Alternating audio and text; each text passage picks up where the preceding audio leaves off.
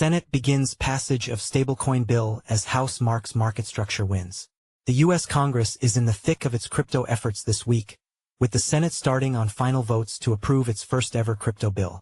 The U.S. Senate took the initial steps toward final approval of its first major crypto legislation, as members opened voting Wednesday on the bill to set standards for U.S. stablecoin issuers, clearing the highest procedural hurdle with a 68-30 result.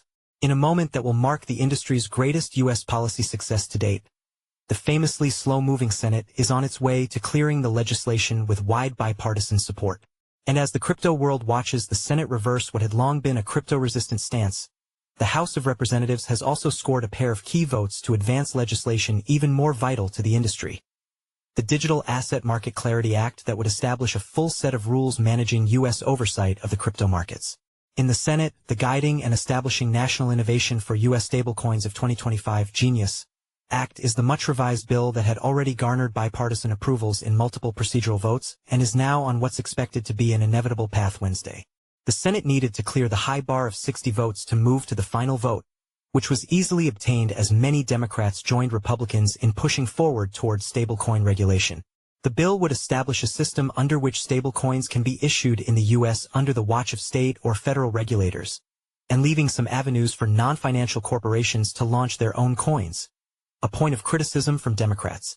Regulating these assets is fundamental to the operations of the crypto markets, in which dollar-based tokens such as Circle's USDC $0.99978 and Tether's USDT $1.00 are routinely used in transactions and contracts.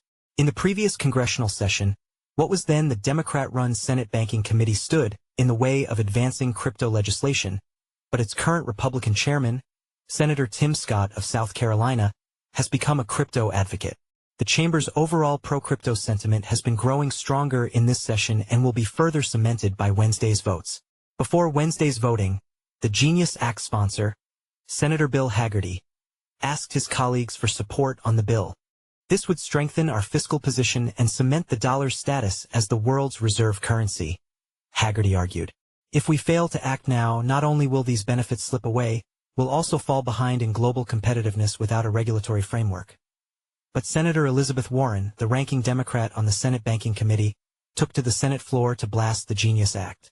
The Genius Act lacks the basic safeguards necessary to ensure that stablecoins don't blow up our entire financial system, the Massachusetts senator said.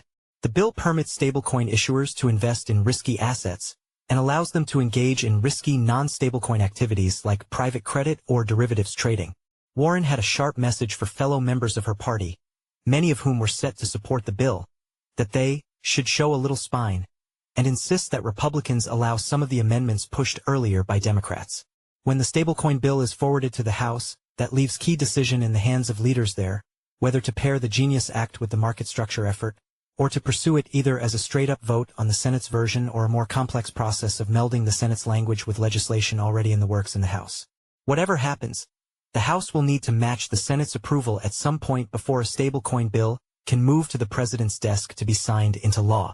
While the Genius Act advanced, it followed a day of successes for proponents of the Clarity Act in the House, where that bill cleared the House Financial Services Committee and the House AG Committee with big bipartisan votes in the same day on Tuesday.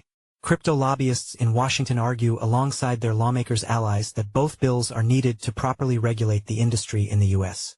Jesse Hamilton is CoinDesk's deputy managing editor on the Global Policy and Regulation team, based in Washington, D.C.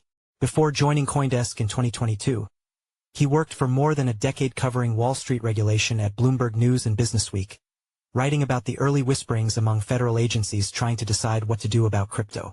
He's won several national honors in his reporting career, including from his time as a war correspondent in Iraq and as a police reporter for newspapers. Jesse is a graduate of Western Washington University, where he studied journalism and history. He has no crypto holdings.